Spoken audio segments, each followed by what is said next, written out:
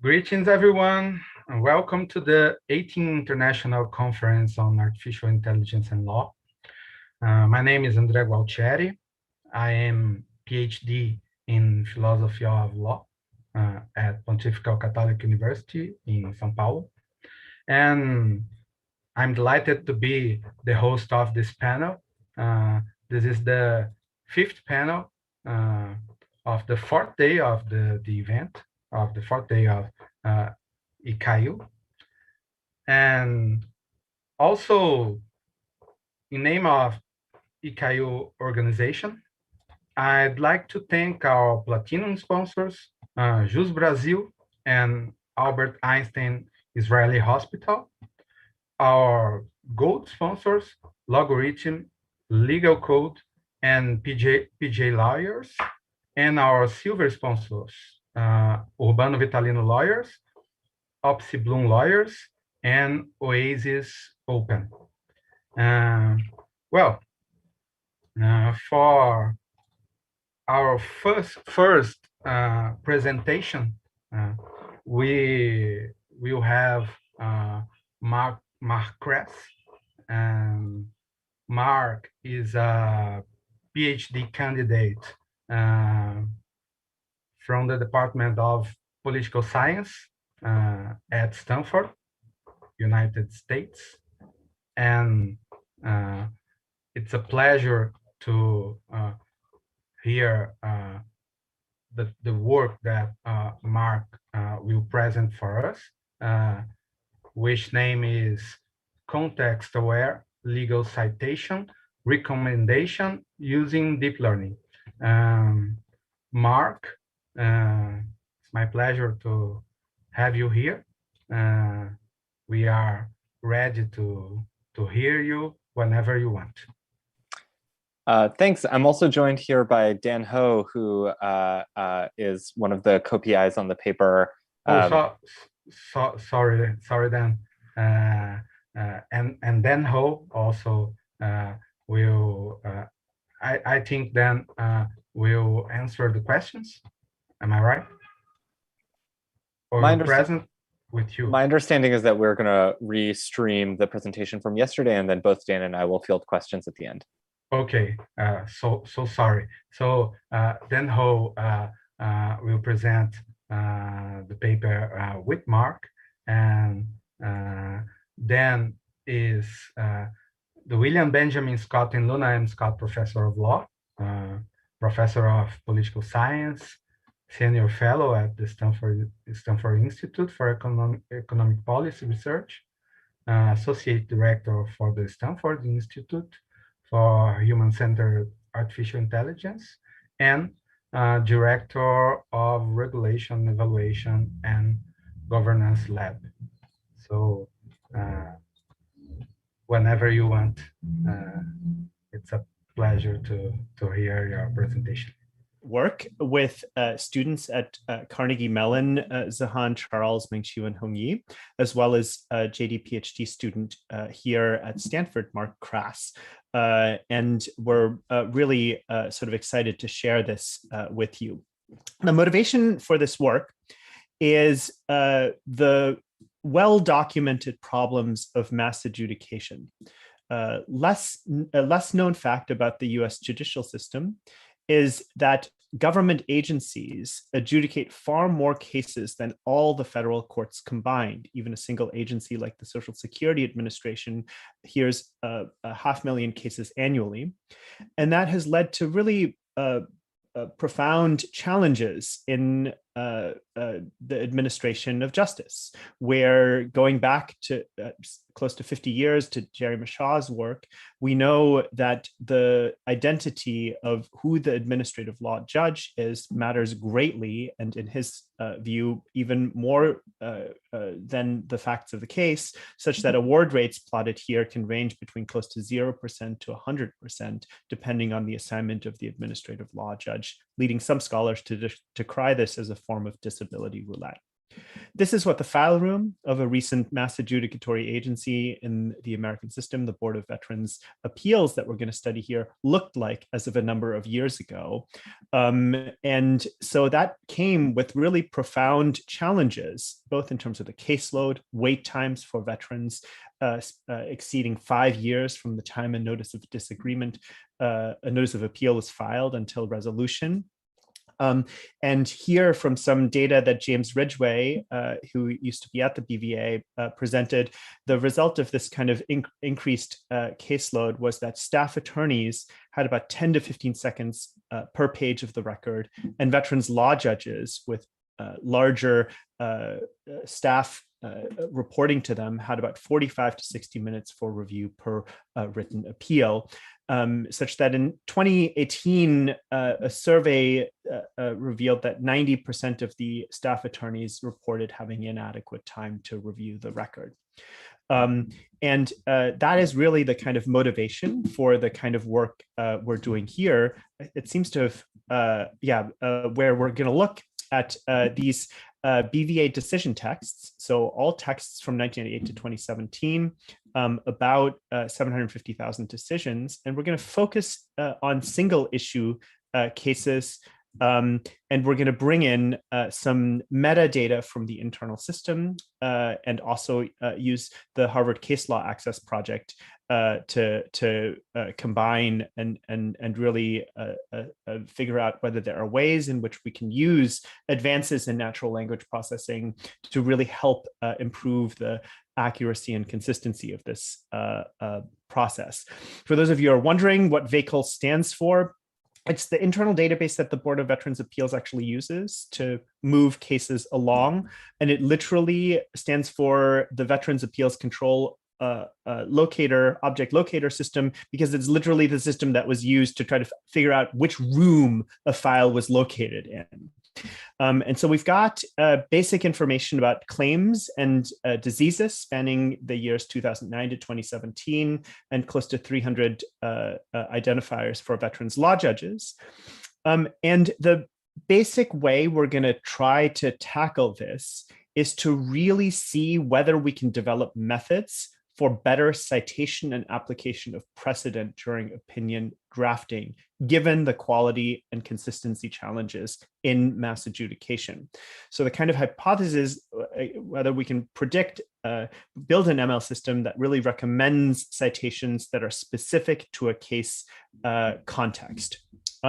A little bit of motivation here is if you look at the existing kind of trends in large language models, if you turn to a model like GPT-2, you can prompt it with a statement like the following: as the preponderance of the evidence is against the claim, the benefit of the doubt doctrine is not applicable and the claim must be denied.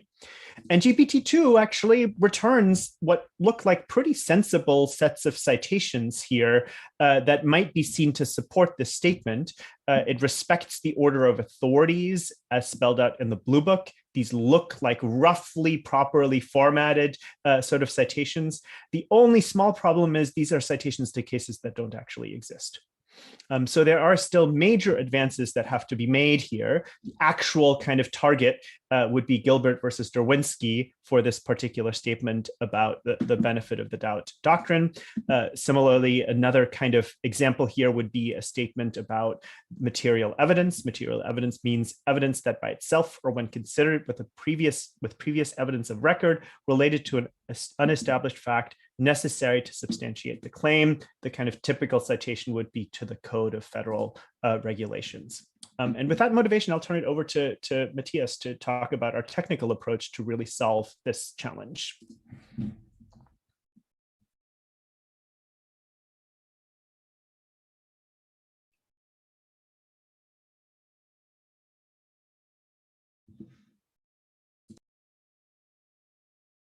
Unmuting myself. Okay, thank you very much, Dan. I will present our technical approach now. And the first thing we do in our pipeline, so again, thank you for having us at this wonderful conference. It's a pleasure to be here. I'll present the technical approach. I hope my microphone's working. The first thing we do in this project in its technical pipeline is to pre-process the BVA decisions in our corpus. We do that using a comprehensive set of regular expression extractors that pull out citations to cases, the United States Code and the Code of Federal Regulations. We mask those citations in the text and forward the decisions with the masked citations to our tokenizer stage. Parallel to that, we take the raw citations that were extracted and apply a normalization procedure that resolves those citations to either the case law access metadata corpus, specifically the VET-app and F3rd reporter. We also normalize citations to the United States Code and the CFR in a way that I'll explain in a moment, and hence assemble a comprehensive normalized citation vocabulary from which we draw the relevant citations and merge the decision back after having been, after tokenization. Okay.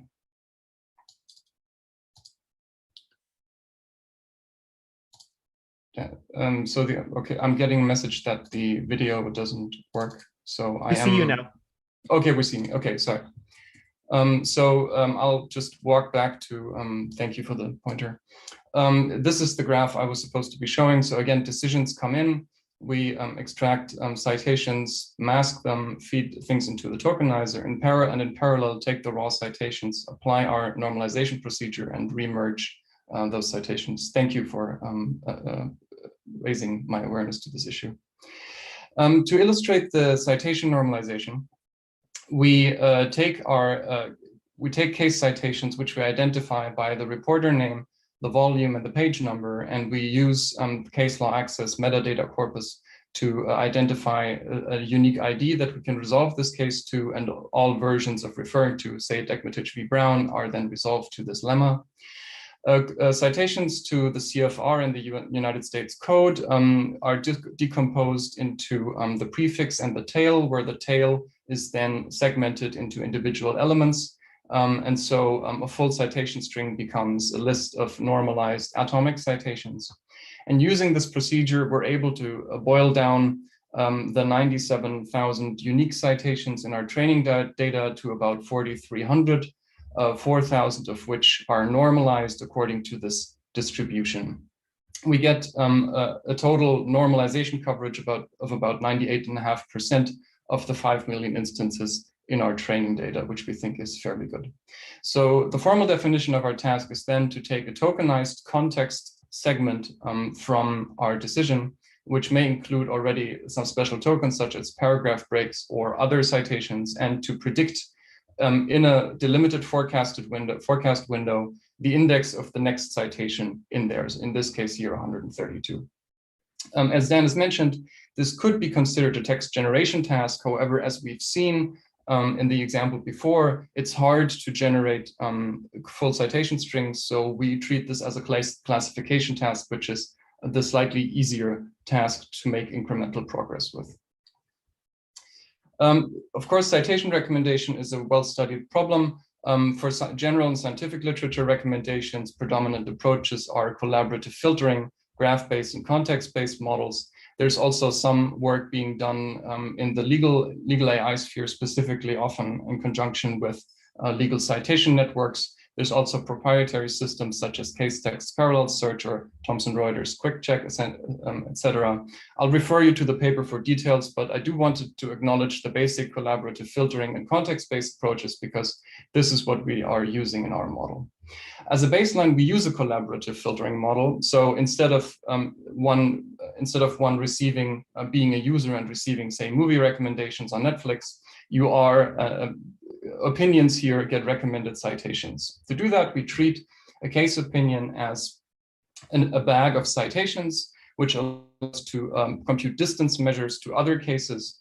And then additional recommendations are scored according to this distance metric. And the metadata Dan has explained is added using is aggregated using an SVM ranking module from which we then predict the citations.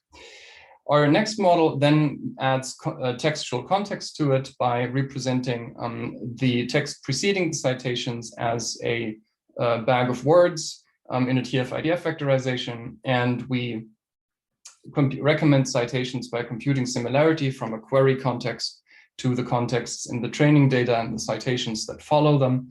Again, metadata is added to the model via as part of an input to an SVM ranking module.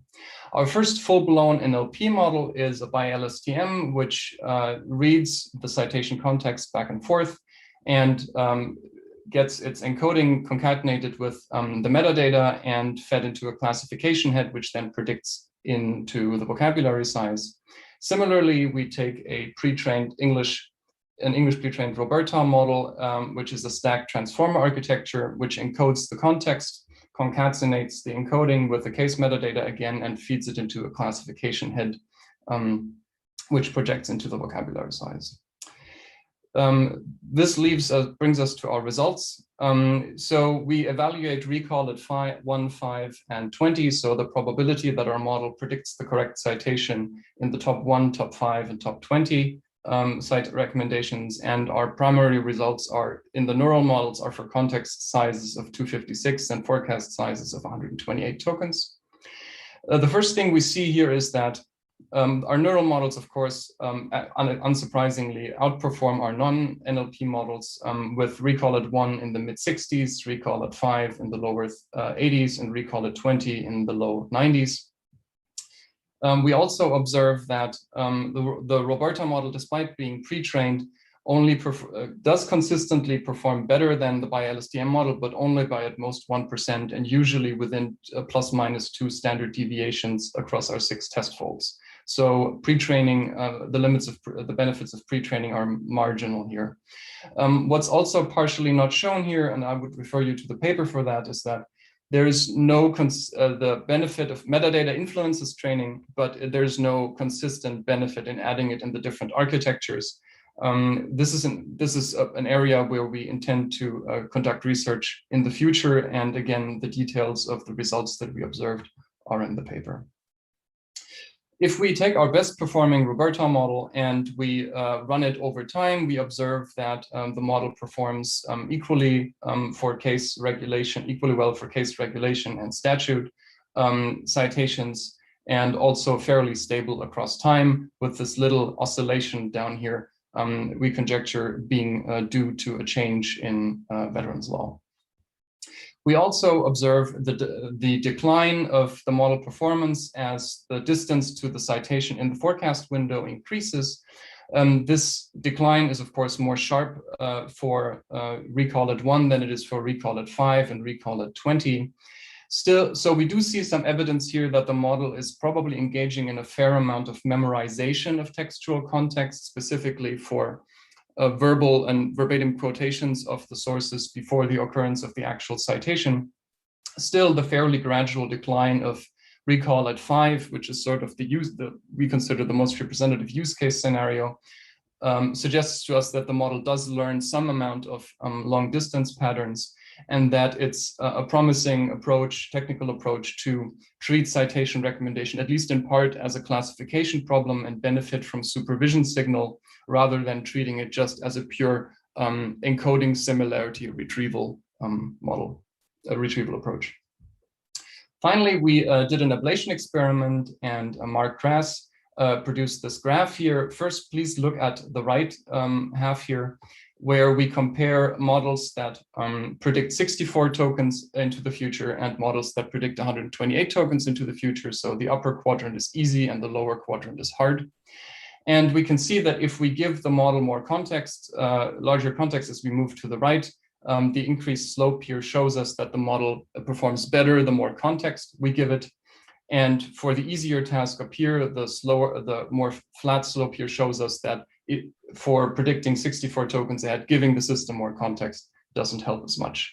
The only other piece of information here before I hand it back to Dan is if you compare this to the left half of the model of this graph, where we graph models that do not have access to metadata, we notice that if you are in the hardest task, which is you predict 128 tokens from a short context, actually, if you give the system metadata, so we're comparing these two spots, performance improves a bit, which means that if the model has to predict very far in advance and has little context, it may actually benefit from some metadata, but this benefit disappears more or less the more context you give it. And with that, I will hand it back over to Dan. Great. If you just go to the next slide, Matthias. So we think we've shown the utility of this kind of a context-based citation recommendation system.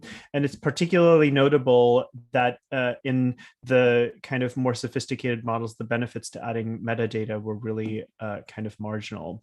There are, of course, lots of other really interesting legal implications when we think about this kind of a system for AI-assisted adjudication, both in terms of the due process values and the decisional authority. That is, do you start to, for instance, reallocate decisional authority for locating relevant precedent away from the staff attorneys or veterans law judges toward the engineers who are building out a system like this, which of course relates to the much broader conversation that many of us are engaged in terms of algorithmic governance. If you go to the next slide, Matthias, I think the kind of concrete use case here really does come from the Social Security Administration, where Gerald Ray, who was head of the Appeals Council, had started to hire attorneys who also happened to have data science and software engineering backgrounds, had them learn the adjudication process, and then had them start to build out simple prototypes that led to sort of the first NLP-based error detection system, where staff attorneys and judges can input a draft decision and get around 30 quality flags, such as the one depicted here, that starts to use both heuristic and machine learning ways of spotting internal inconsistencies within the decision, like the one here. If you could go ahead and advance to the next slide, that, of course, then is what is one of the biggest kind of potential upsides to this kind of a system, is that one could go back to the original diagnosis provided by Jerry Mashaw of these kinds of NLP-based systems as really fostering better forms of bureaucratic justice in the kind of internal management system that Professor Mashaw had talked about, which connects to some of the broader work about the ways in which government agencies are starting to rely on forms of artificial intelligence to improve governance functions within the public sector. With that, we'll leave it open for questions.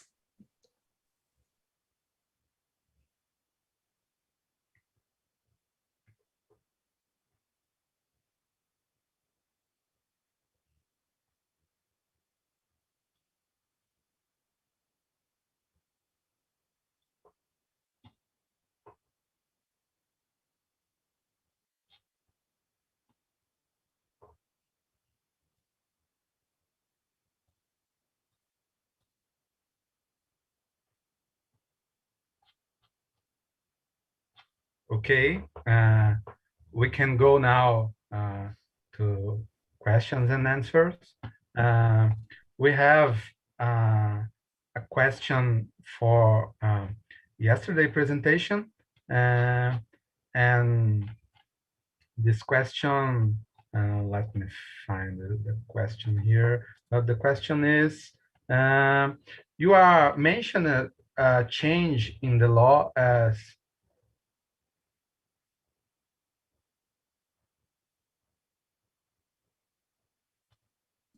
Andre, do you want me to try to read it? I think this was a question from Kevin Ashley, who asked, you mentioned a change in the law as possibly causing a jag in the graph of results. Have you identified a specific change in the law? Yeah. Yes, so I'm happy to take a stab at that question.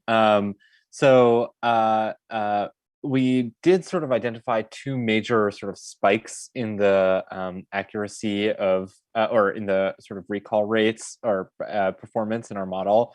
One was in the early 2000s, where there was a big spike in case recall. And one is at the very end of our study period, where we see a bit of a decline in case recall. And we sort of have explanations for both, but I'm not sure that either of them or at least the second one relates to a change in precedent. So the first JAG, the big spike in recall, we think that has to do with a change in the law that came as a result of the Veterans Claims Assistance Act, which created a bunch of new procedural requirements for the Board of Veterans Appeals and the Veterans Administration in their duty to assist applicants for benefits.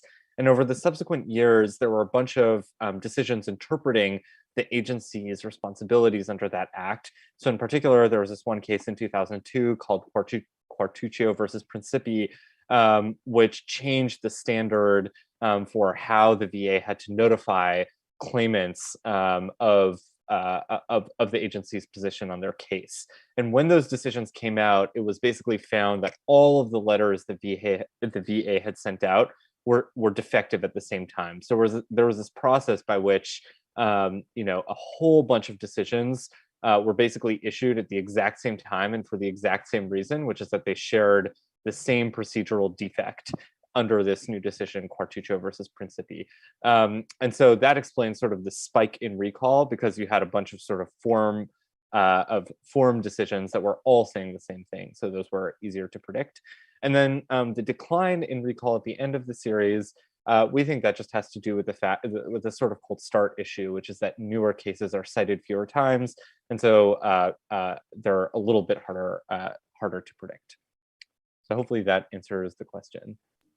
Okay. I think that was a nice answer, Mark. Maybe just to chime in a little bit there, because I think it relates to a question that was asked during one of the earlier panels about the interesting modeling challenges going forward. And we think it really does center on the cold start problem, as Mark described it, or as a form of concept drift. That is, if we can show that there's very good performance of a system like this when the law is stable, what do you do when something like the Veterans Claims Assistance Act is passed that may affect the sort of kinds of cases that statutes and regulations that one should really recommend? And that to us is a really exciting path forward of how one builds in that kind of adaptability into a system like this. Okay, we have another question for you. What is the reasoning for including a forecast in the prediction as well as the specific citation?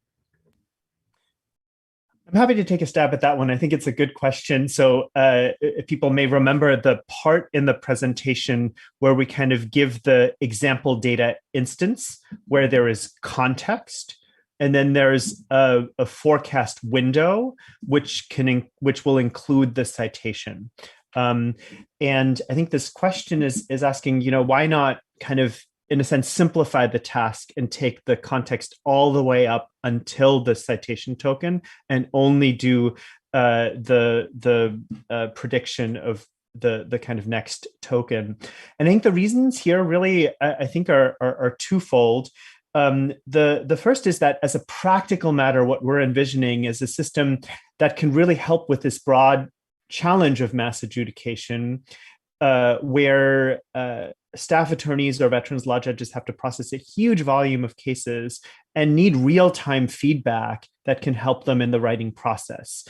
And so that doesn't necessarily mean that you go up all the way until you've written a legal proposition and then you're finding the citation for it. It can be anticipatory. So in a sense, we're making the task harder here, which is sort of maybe the second point here, which is that we want to make the task harder, because if you already had quoted from a particular case, for instance, in a sense, it would be not very useful to have the citation recommended, because you've obviously pulled a quote or a proposition from somewhere already. I don't know if, Mark, you have anything else to add to that question.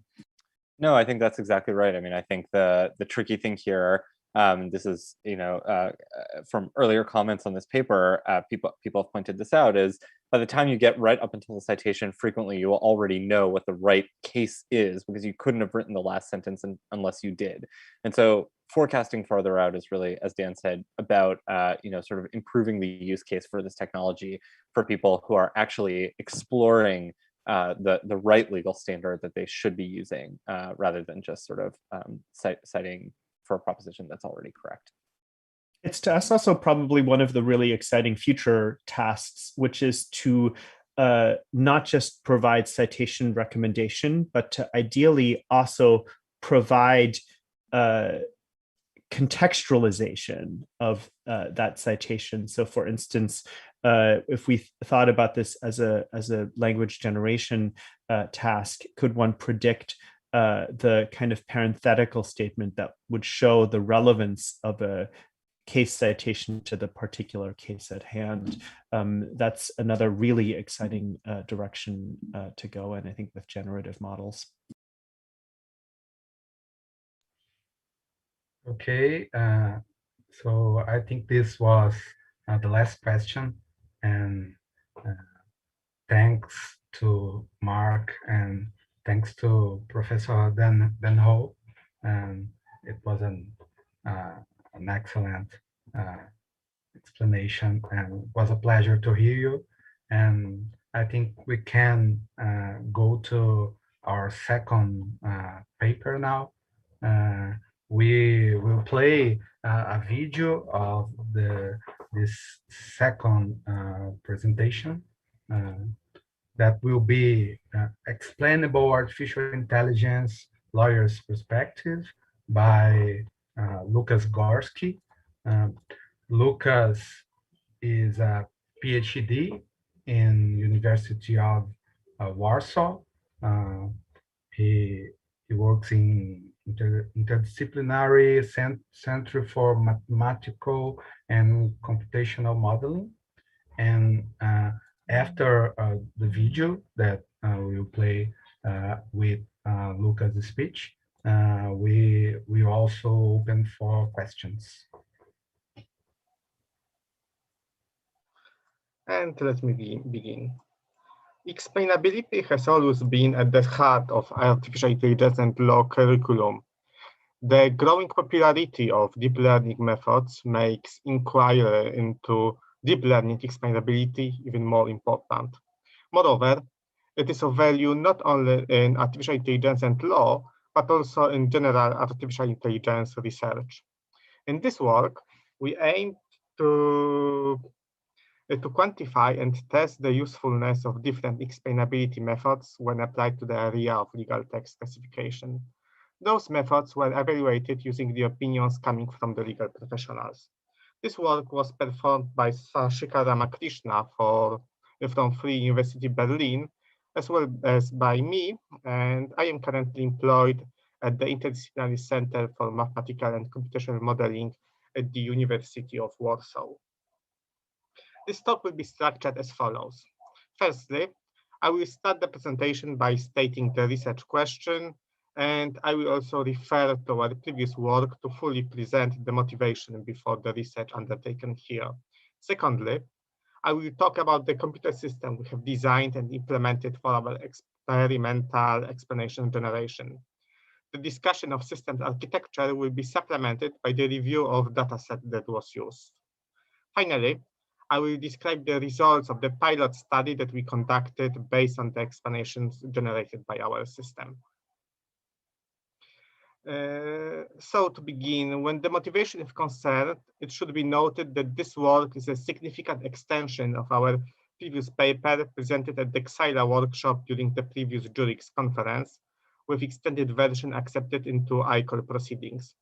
In this aforementioned paper, we have presented a classification system that was based on convolutional neural network, and that system used GradCam method to highlight the most important words when doing the legal text classification. However, the choice of GradCam as an explanation method was somewhat arbitrary, and in the work presented here, we explored different methods of explanation generation for convolutional neural networks. Thus, with the work presented here, we aim to give a more structured and rigorous means of assessing different existing explainability methods. In general, there are three main categories of methods that can be employed for convolutional neural network-based explanation generation. Firstly, already mentioned GradCam is commonly used in computer vision. It uses the gradients of the target concept that flow into the final convolutional layer, and it produces a coarse localization maps that highlight the most important regions in input data that were the most important for predicting the concept. The second method that is presented here is SHAP. It is a game theoretic approach that aims to explain the output of any machine learning model, and it generates explanations using the Shapley values from game theory and their related extension. And thirdly, LIME is an example of surrogate model-based diagnostic, and it builds a local interpretable model based on the perturbation of input data fed to the model.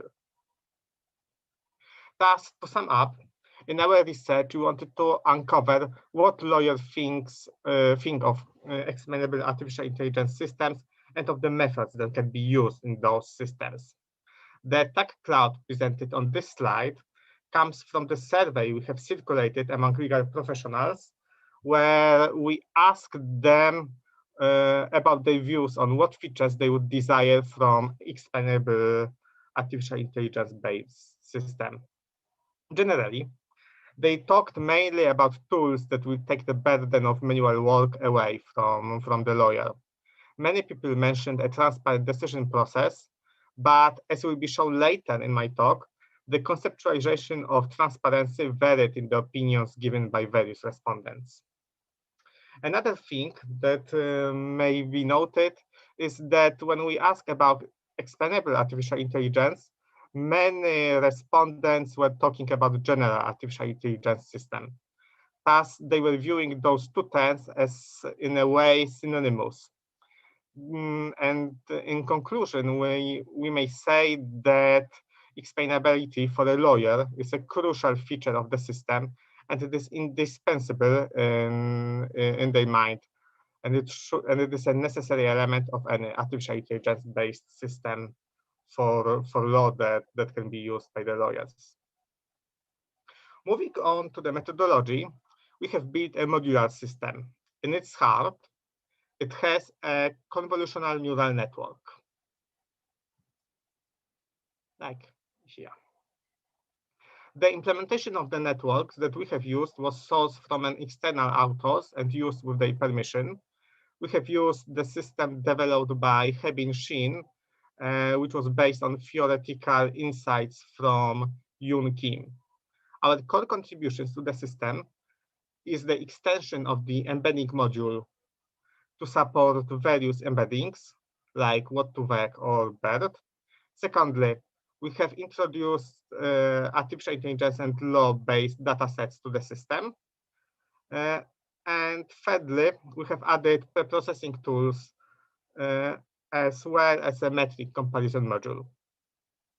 This metric comparison module is based on the insights from computer vision and uses a well-known set of metrics to generate insights into how the system works.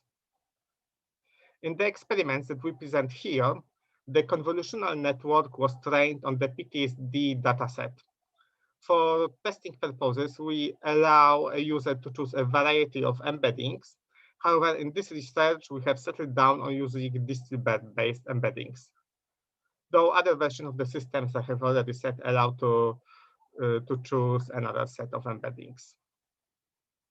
The part that will be crucial in this presentation is the fact that the CNN module was coupled with the visualization module, which generates heat map that show the most important words that impact the classification of the convolutional network.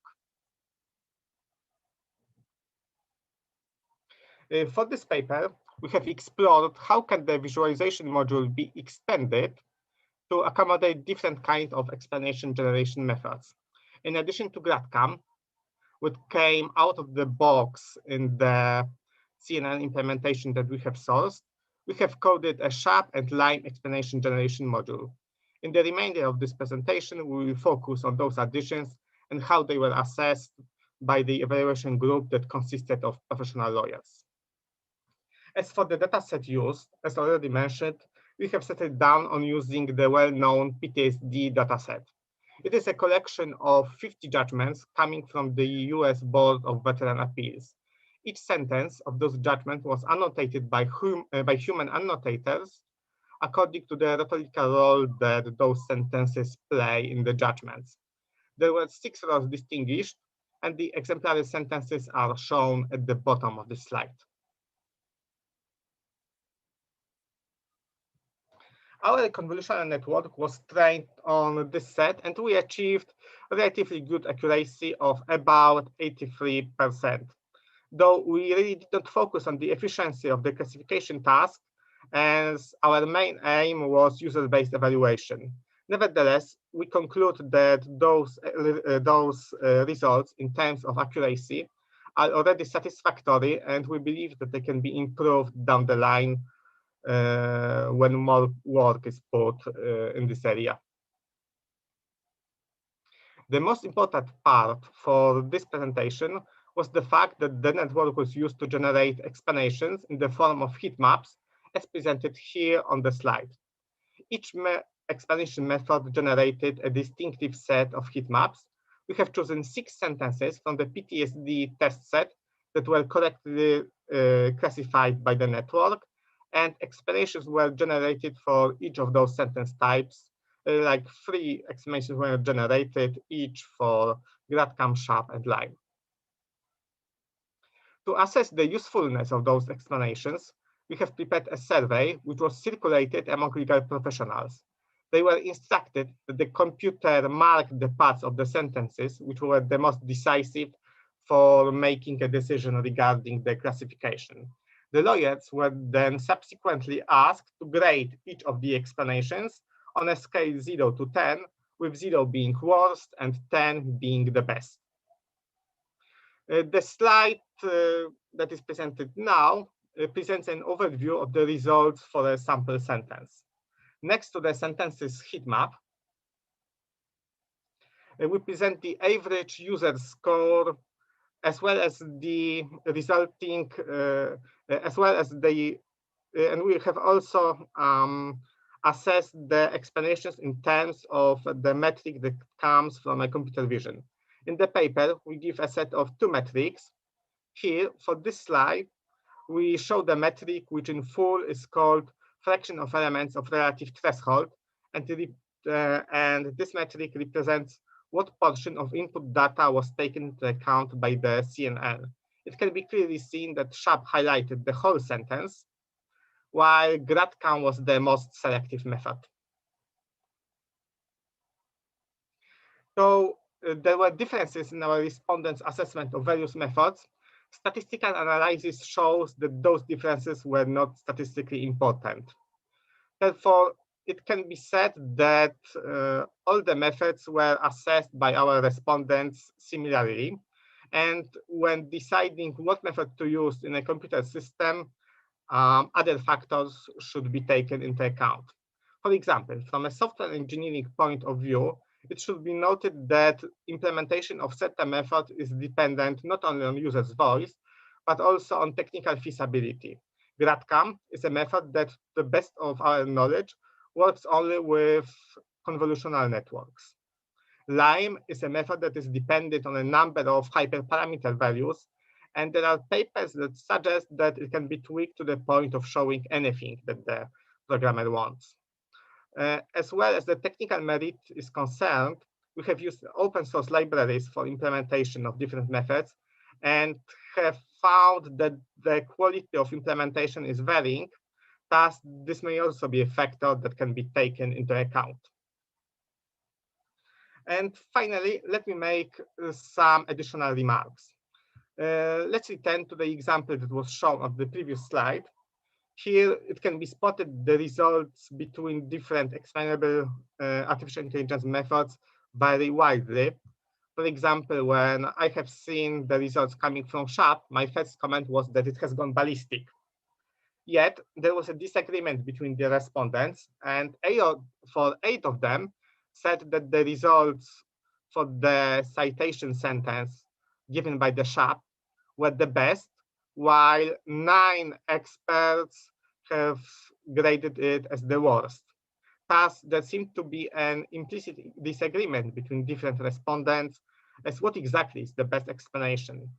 This can be further strengthened by different comments that we have received from the respondents after performing the survey. For example, one of the respondents has said that he did not do this part of the survey at all because he was confused by what those colorful words were supposed to mean.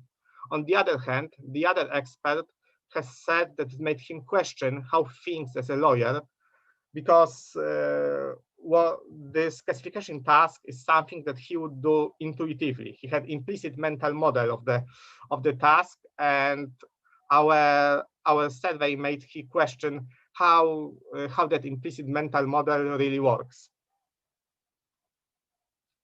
In addition to the part that I have already shown, the lawyers were also asked a number of generic questions regarding their stance towards the artificial intelligence in general, as well as its usefulness in their professional life. This part was meant to elicit the requirements for such systems as provided by the respective users.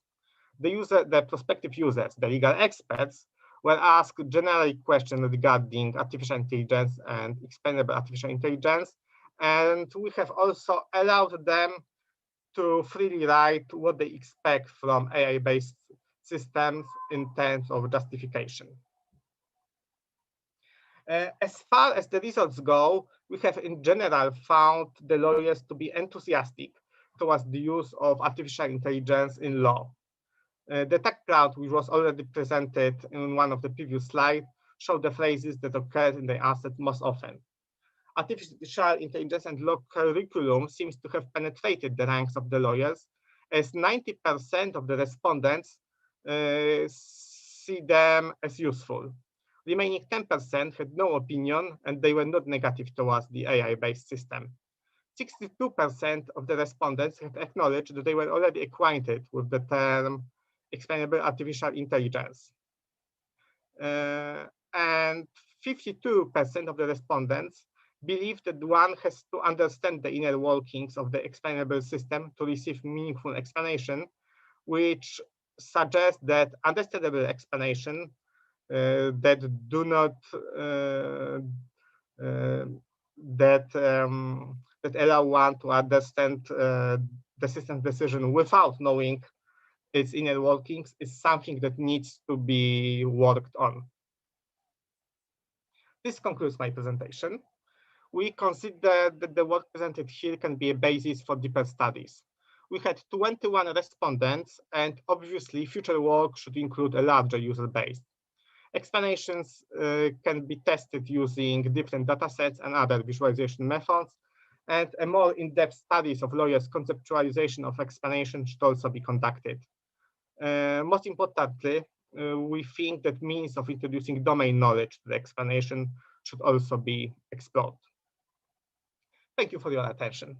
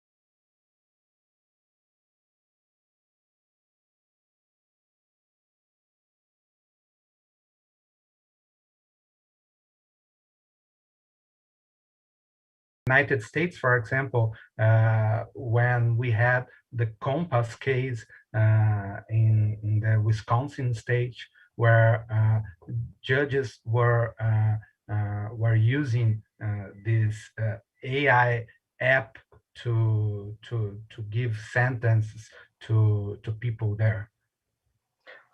Thank you for your compliments. And of course, the question that you have asked touches the heart of what I think the artificial intelligence and law tries to do. Whether that is possible, maybe let me go back to the survey that we have performed, and the lawyers there, when we analyze the answers that they have given, it can be seen that they had hopes that the artificial intelligence will take away the burden of manual work from them. They did not talk about doing things that involve creativity or very deep analysis of facts or evidence. And obviously, this is something that needs a lot of work to go. For the time being, I think I think that this artificial intelligence law tools can be used as in a supporting role, and the hardest cases will be something that has to be left out for the human. Also, I have talked about this with my co-author yesterday, and maybe Shashi would like to make a few additional remarks. Hey, hi. I guess this is Shashi. Hello. Yes. So this is a two-part answer. The first part is will the explainable system completely replace a judge's argumentation scheme or a lawyer's argumentation scheme? We are not yet there. At least that's the result that we gave or heard back from the surveyors. But what they want to see is their day-to-day mundane tasks being automatized, and that is so their notion about an explainable AI system is something that helps them to complete their day-to-day process, but still allows them a large scope of adding pragmatics to it, right? So it can help them to understand the semantics around it and get the work done, but they still think that the lawyers needs to be there to add the pragmatic layer to it and actually make some decisions or generate arguments out of it. Okay, thank you, Lucas. Thank you, Shashi. And we also have another question made by Jack Conrad. What would you say if someone observed that this work is already somewhat outdated, since current modeling has moved beyond CNNs to more complex models whose networks involve millions of parameters and magnitudes, more training data, which would challenge any means to visualize the attention of the system's inferencing and decision-making? As far as the answer to this question go, I will also say that this answer should consist of two parts. One is the realization that, of course, there have been more complex models, and the people have really went away from CNNs to more complex solutions in their work, and so this is something that one has to agree with. However, when one is considering those three methods that we have tested in this work, it should be noted that, as far as I am aware, there were not many papers that have compared those three methods. I am unaware of any paper that have done very deep comparisons, or the ones that are domain specific, like target the domain of law, as it is in our case. The GradCam method that we have used works only with CNN, and this is something that someone who implements a system should have in the back of his head. that if one does not use CNN, the grad comes is not useful. I can't give a conclusive answer regarding the LIME or SHAP, but as far as I am aware, those methods are supposed to work with any system. So I think that they could be used with systems that that would use something else than CNN, but it is something that we should look into to give a definitive answer. Shashi, you want to say something about it?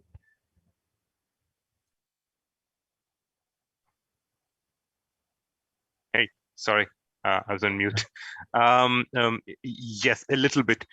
So what we were trying to understand here, yes, there are many methods, the complex models are there beyond the CNN, right? But the variations in the results, that means that, when you consider a small paragraph at hand, certain methods would mark only one or two words inside the paragraph, marking them important.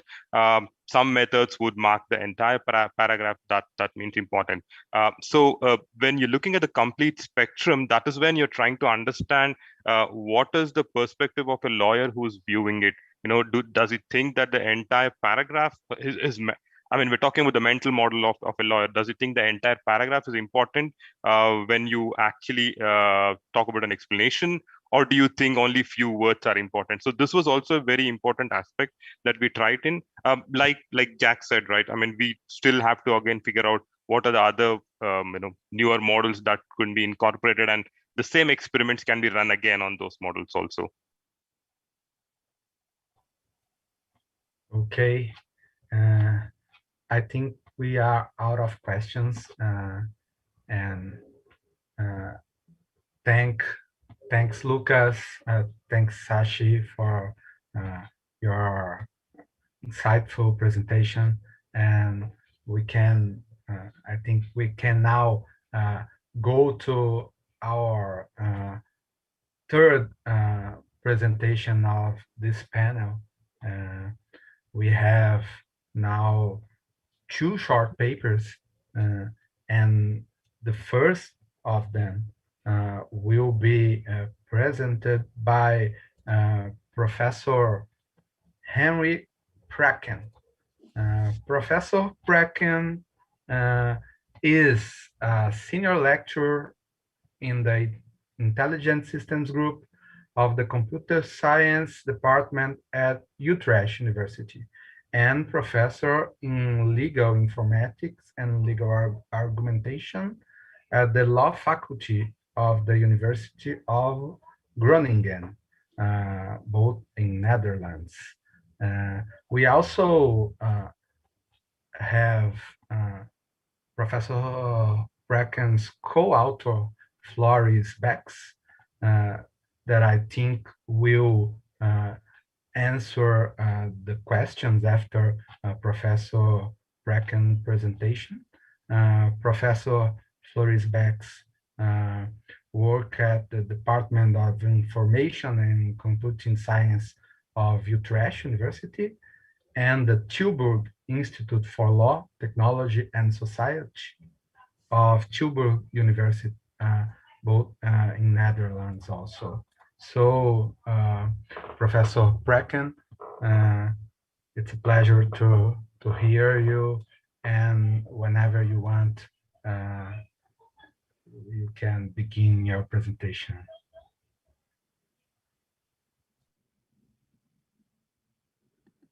Okay, can you see my slides? Yeah, Good. we can see. We can see. Are talking. Thank you. So our paper is indeed on the relevance of algorithmic decision predictors for judicial decision making. And I should like to say beforehand that we are discussing only one rather limited specific use of such algorithms, namely as decision support for judges who have to decide individual concrete cases. There may be other uses of such algorithms, other uses within the judiciary or maybe for litigants or legal researchers, but that is not the topic of our paper. Oh, I cannot move to it, yeah.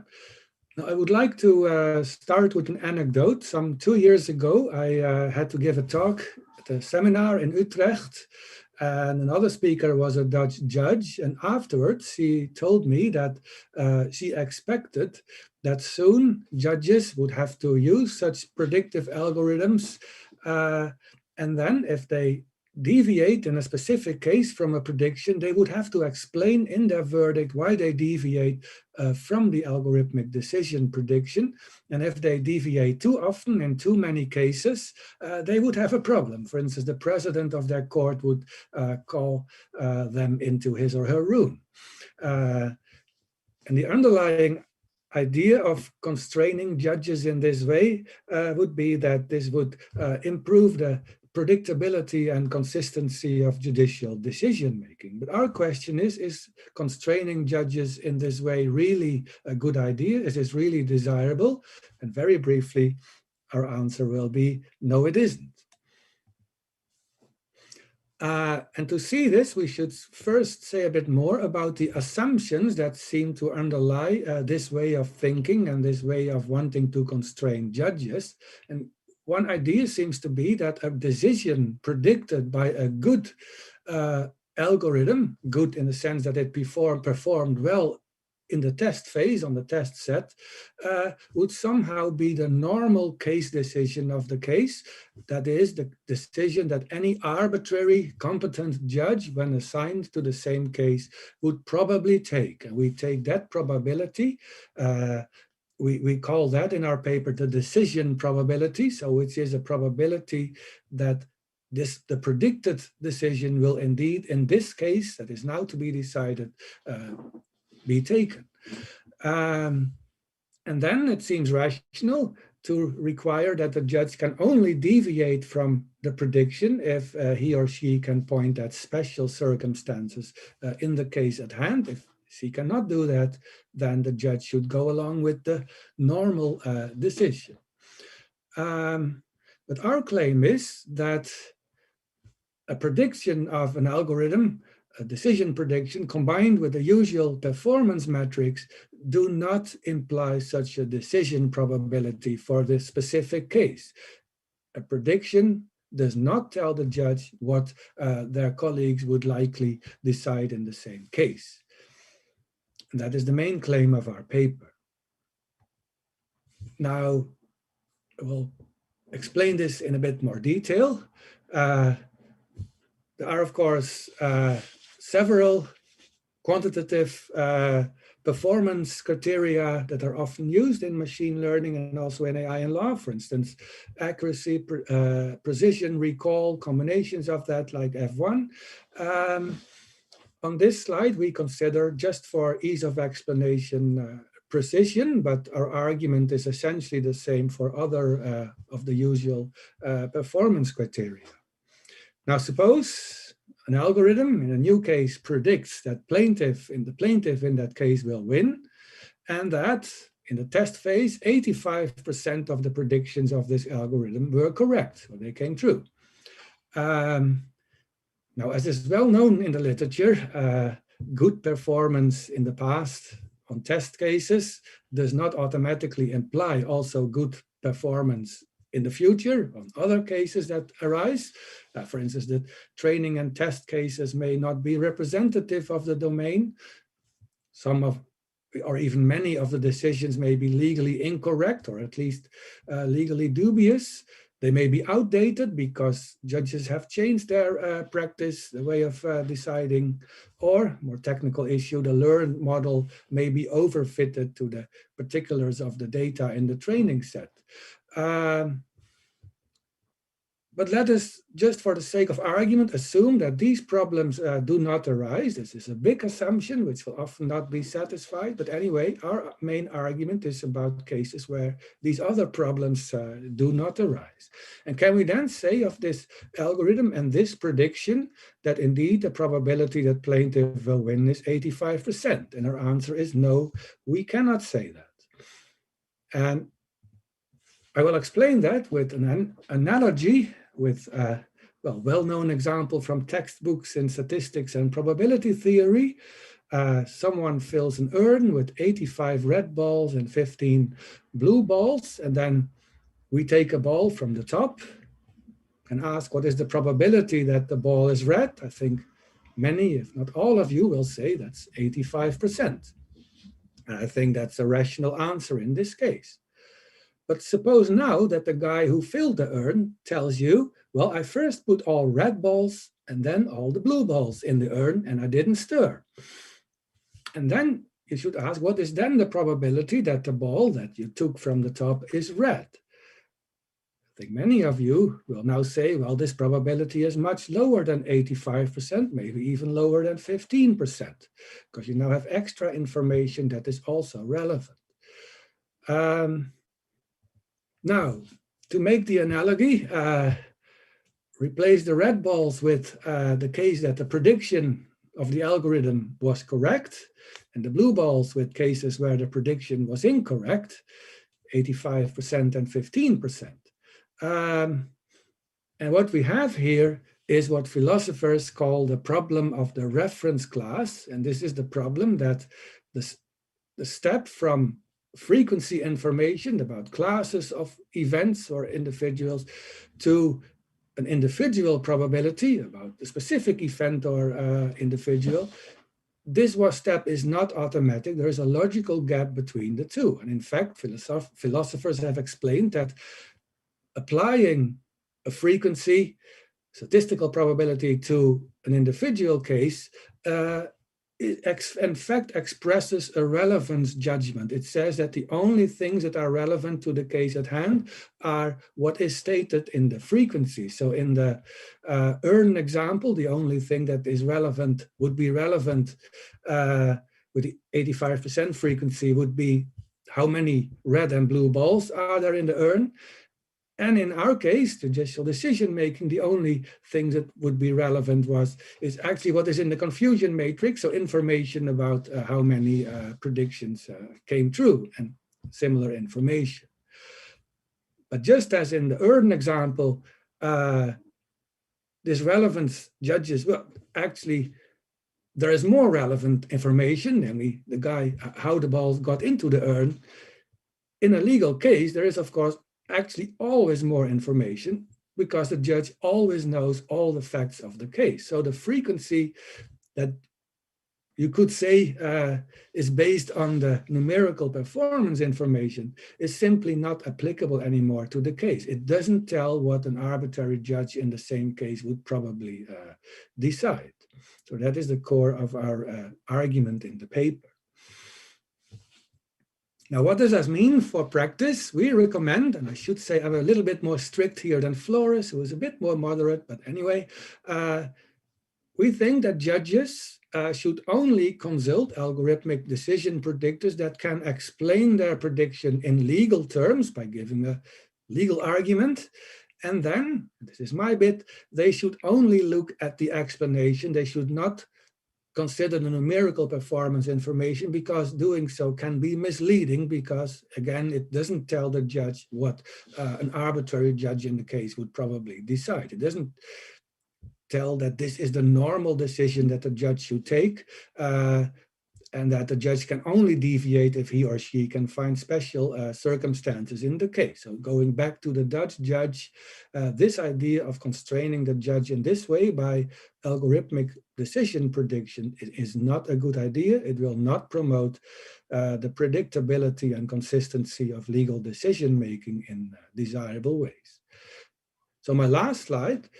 Now, since the explanation for the prediction is so important, the legal reasons given for it, we also think that evaluating the quality of these algorithmic decision predictors should happen in a different way. We should focus less on these numerical performance criteria like accuracy and so on, and more on maybe more old-fashioned qualitative evaluation methods where we maybe have human users who kind of give us insight into the usefulness or at least understandability of the explanations, and human evaluators who can evaluate the quality of the legal arguments given.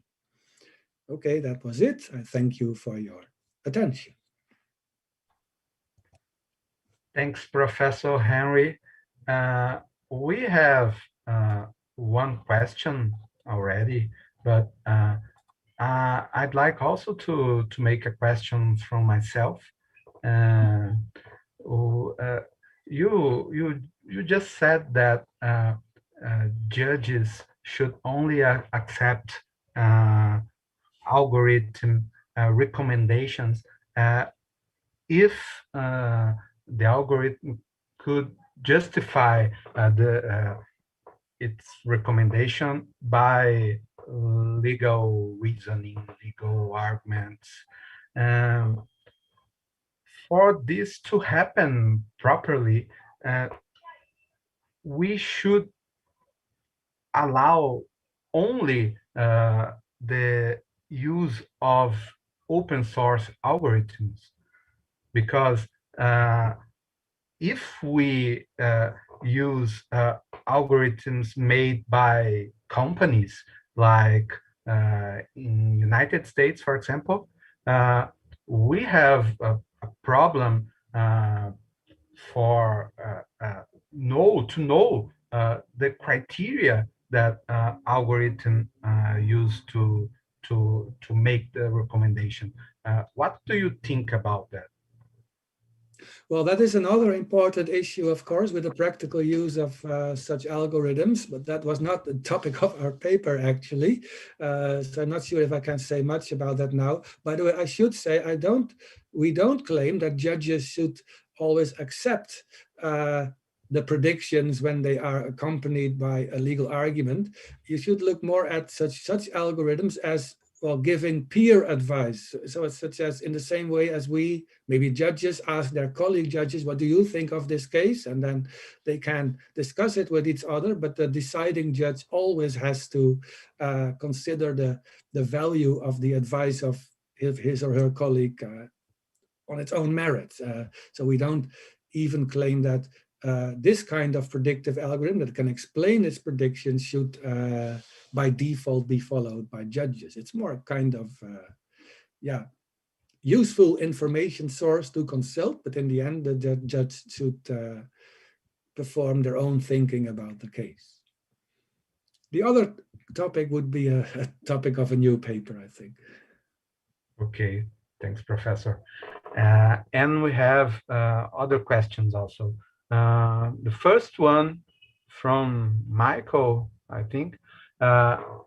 If a judge deviates from a well-established line of judicial opinions or earlier case law, this deviation should be properly justified.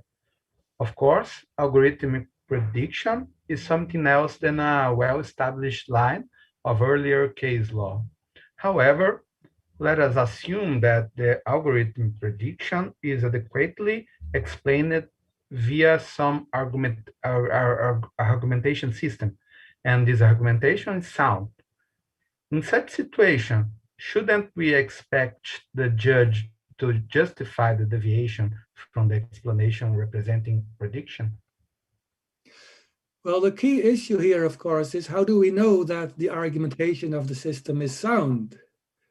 In the end, the judge who gets this advice from the algorithm has to assess the quality of the argumentation. But partly this can be done in the evaluation phase. This was the recommendation on my final slide, just like maybe the famous evaluation of the mycin expert system in the 1970s, where the quality of the medical diagnosis and treatment advice was assessed by senior medical human experts. You could do the same with a predictive algorithm, and then you could have some information about the general quality of the advice given by this algorithm. But even then, it is in the end the judge's task in the case to assess the quality of the argumentation given by the system. We don't know. It doesn't come labeled as sound to us. Okay, a third question here is from Bart Verheij. can you relate your position to the claim by Towin and Pollock that probabilistic reasoning is not enough and that a form of the feasible argument is needed? Yes, I think this pertains to the philosophical problem of the reference class, and Bart knows just as well as me that in the early days of non-monotonic logic, several researchers indeed proposed forms of non-monotonic logic as a way to deal with the reference class problem.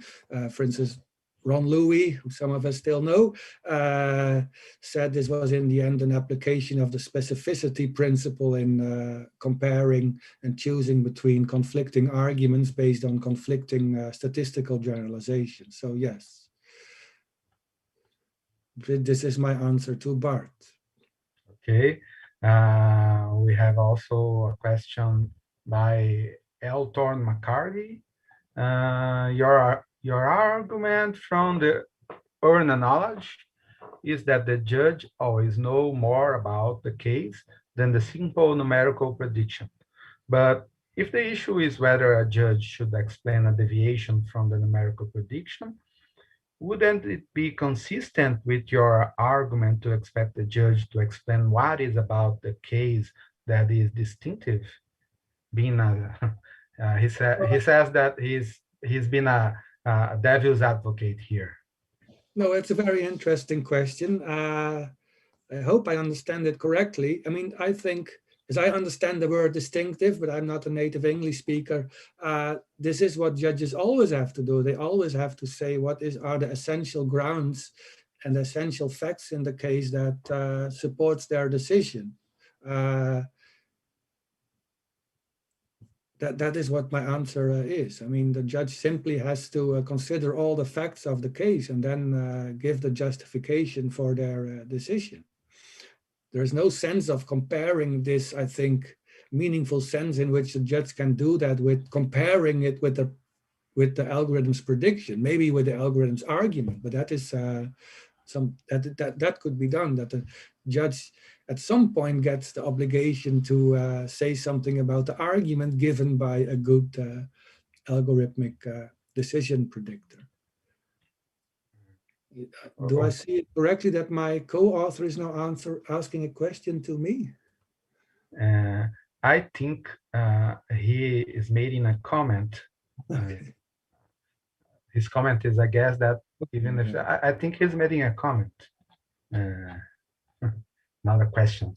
Flores is not in the room, I see. Well, we have another question, I think is the last one. A very common problem with the use of predictors of court decisions by judges is causing the stagnation of case law. How can this be avoided with algorithms? Who is asking that? Yeah. I don't have the name. No, of it's the person. It's a big issue. It's an often discussed issue in the literature, and I don't have a clear answer to it. I don't think I have to have an answer to it because I'm not a person who is developing such algorithms and recommending their use in court. So yeah, it's a big problem, I think. Okay, and this was the last question, and unfortunately, by constraint of time, we have to go to the fourth presentation. And thank you, Professor Henry Brecken. It was a pleasure to hear you. Thank you very much. And now we go to the last paper, a short paper, the last presentation by Aaron William Siros. Aaron is a postdoctoral research assistant in regulations at the Natural Interaction Lab based at the Department of Engineering Science at the University of Oxford. Aaron, whenever you want.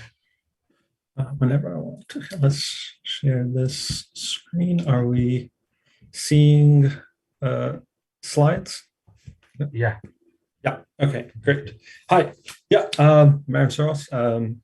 In addition to being a postdoc, I'm actually a doctoral student as well in the computer science department, and this represents part of my doctoral studies. Okay. So this is, we're going to be looking at whether the prediction of monetary penalties for data protection cases in a number of languages.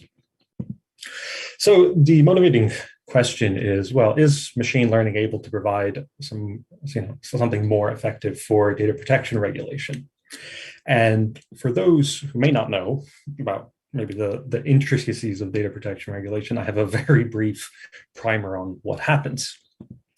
So in 2 sentences, data protection creates obligations for the controllers of the data, and it creates rights for the data subjects. So if you hold data, you have certain things you must do. If it is your data that is being held, you have rights against it. And often, in probably the most widespread model, which we'll kind of call maybe the European model, data subjects can complain to an external authority, which can then is empowered to take corrective action, including perhaps even penalties. And this is what we're going to be looking at. Data protection authorities have a few challenges. Now, the first challenge is that we are having increasing digitization of our society, for better, for worse, and that means that there are more instances where the data protection authority needs to be investigating. This is difficult because as you get these increased complaints and needs for actions, it's difficult to assess where the authority might be able to best use its time to make effective use of the law and policy. And compounding this is a resource disparity between the authority and the controllers. This is true for any regulatory system. The regulator is always at a disadvantage. It is smaller, more constrained, it has less information, and that is regulated. And this is true in data protection. So looking at, can we, from a set of facts, wouldn't it be great if we could give a set of facts to the data protection authority and they could determine whether maybe this could be a violation of data protection law, something that they might penalize. And for that, we're going to use our data set is from Macau. Macau is a special administered region in China, sort of less famous than its sibling, Hong Kong. See, it's a small little jurisdiction. It's a former Portuguese colony, and that has continuing influence on the public administration. Most notably here is that they use Portuguese in the legal language, and also that they adopt, and because they're a special administered region, they can kind of write their own laws. So they're not constrained by Chinese law in everything. And like I mentioned, it's modeled, so their data protection legislation is modeled on the European model. So we have a little bit of generalizability here at the end for our conclusions. So in Macau, the law is the Personal Data Protection Act. It's very similar to what you'll find in GDPR or the European General Data Protection Regulation, and similar. It is overseen by the Office of the Personal Data Protection. The acronym is actually the Portuguese, which is, I'm not even going to pretend the person is going to make fun of me, Gabinete Protección de Data Pessoas, something like this. And it's currently inundated with a lot of cases. In the last year, it had just a shy under 3,000 cases. And that represented a 60% increase on the previous year. And when you consider that the Data Protection Authority there really gets through about 10 to 20 cases a year, that really puts it in perspective. There's a lot that's missing. And how do you prioritize this? And so maybe we can use some methods from the literature to see if this might help. This is just a quick overview of how it gets there. So kind of what I'm explaining. it comes in through one of these catalyst things. There's either complaint or referral report. They assess whether it should be carried forward. They then determine whether there's a violation of one of the three types. And there's different articles. The first lot is about data rights. The second is about data security and confidentiality. And the last one is about publication of methods. And if you do, you end up with a penalty. And the penalty is not so severe like GDPR. You can end up with, I think it's like about $5,000 US. I think that's the highest it can go if you convert the money.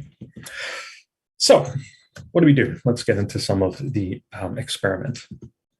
So we collected just a little under 300 cases, 281 cases. And what we did was, what's very helpful about this data protection authority is that it provides each of their cases in 3 languages, Portuguese, Chinese, and English. But the English is unofficial. It's just more for what is useful for us. And we have, out of all of those, we have about 26% received a penalty, and the rest did not. And that's really useful because in other authorities, they only report on the cases they give a penalty. This one, they tell you whether or not. So we get a nice binary classification test. We focused on the case brief. So the cases have the brief, like what had happened, the facts of the case. They have the analysis, and then they have their judgment. Like I said, and there's no reference to law or policy in those briefs. So that's really good. It doesn't bias it in any way. And there's a little example for one of the cases, and that's just kind of how it kind of describes it. And you can see already the differences between the 3 language groups in terms of, maybe what our inputs into the different models are going to look like. English and Portuguese are quite similar in number of when you tokenize the corpus. You end up with very similar numbers. The Chinese corpus is a little bit different, and that actually has implications later on in the results. So it's our task, prediction of whether a case will receive a penalty or not. And we want to attempt to replicate real world circumstances. We utilize what's been used. So we're not really proposing any new methods here. We're just utilizing them in this pipeline. And we want to examine the differences in the languages. And we want to highlight maybe the limits between interpretability and explainability as it's useful in law. And so we take from previous literature where this has been used. We identified that SVM has been used a lot, naive Bayes, random forest. These are well-known methods. I know that there are now language models we didn't use. We wanted to see what a data protection authority could use really relatively kind of off the shelf without answering any kind of new questions. So we evaluate the performance of those 3 on the different texts. So we have our pre-processing, our feature extraction. This is a common model for the bag of words approach. Because of our small data set size, we use a 3-fold cross-validation, and we evaluate performance against common metrics. And then we explore explainability. So here is our table. You can go through a little bit more in the paper as you like. Highlighted obviously means that was the most performant. It's interesting that at least in F1 scores, there's quite similar for English and Portuguese, and that Chinese is a little bit less performant. And when we used the LIME methodology. So we ended up saying out of all of those, because Portuguese and Chinese SVM was quite good, why don't we just look at SVM? So we took one of the folds in the model, and this is just for a qualitative look. This is not to derive anything special. So we took which were cases that were the same, that they all classified the same as getting a penalty, and what were the predictive features. Now, because it's a bag of word approach, the kind of determinant features are a little bit nonsensical and in isolation.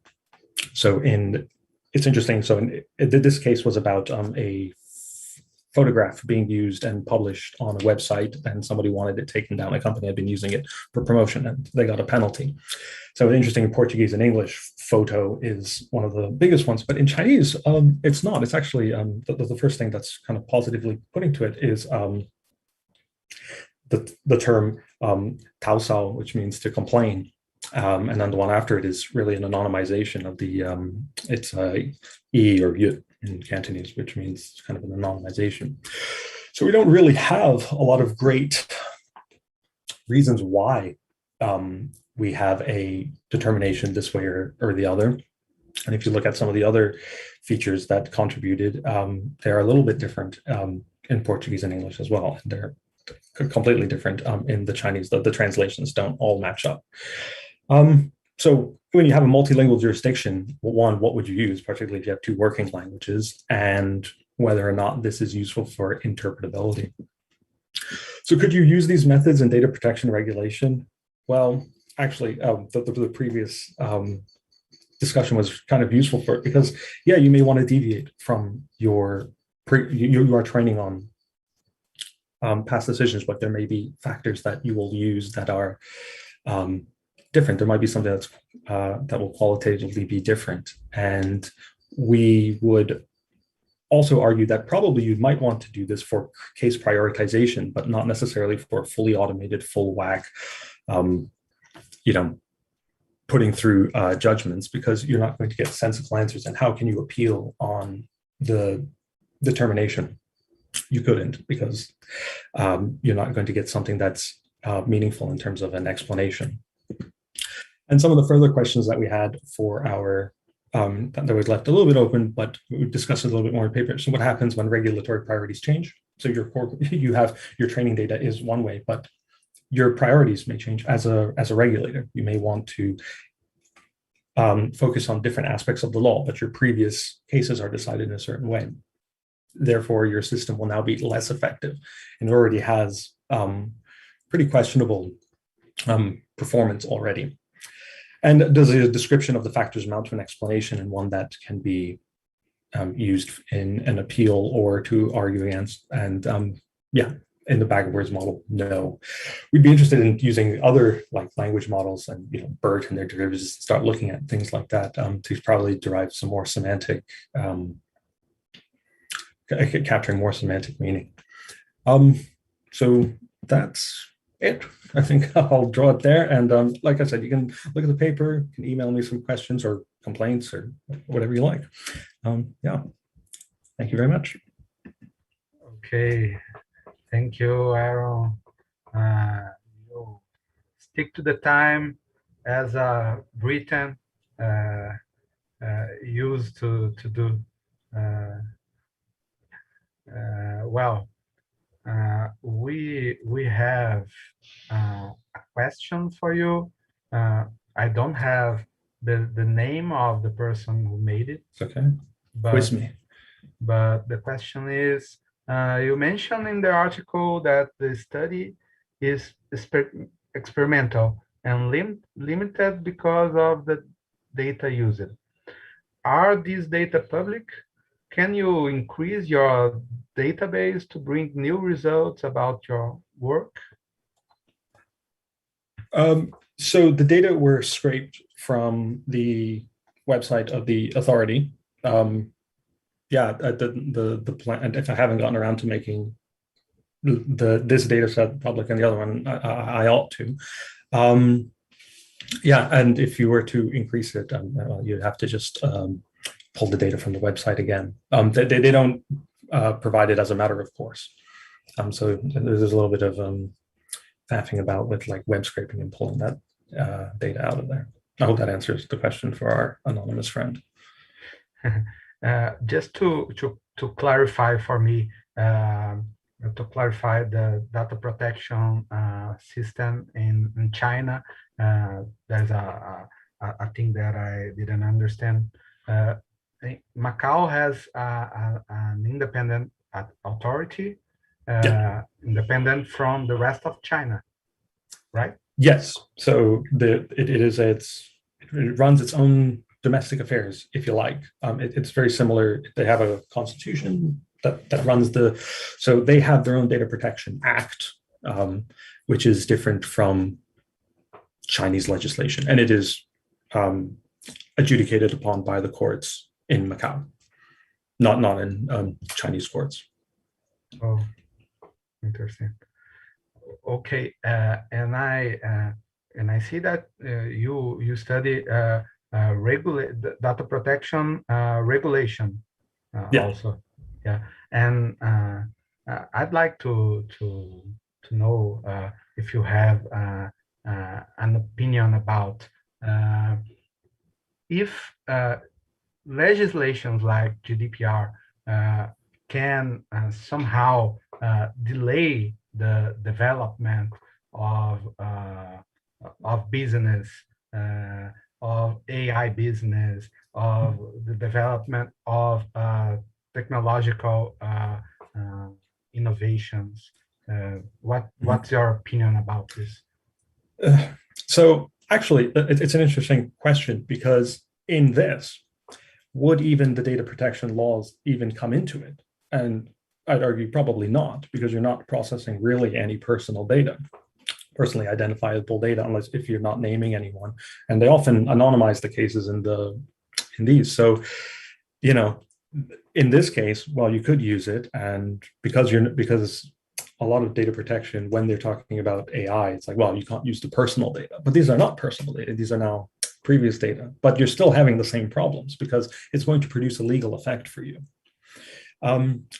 Do these things, do they inhibit, well, the general creation of AI? I mean, that's quite a broader question. I would say briefly, probably in some way, because you have to do a lot with it, but also difficult because data subjects probably don't even know what they would be complaining about. It just feels wrong that someone's using our data to do things and make decisions about them. And that's really the harm. It's not the fact of using data, it's that you're getting decisions made about you, you're being categorized and classified in a way that's opaque to you, with no real way of explaining it.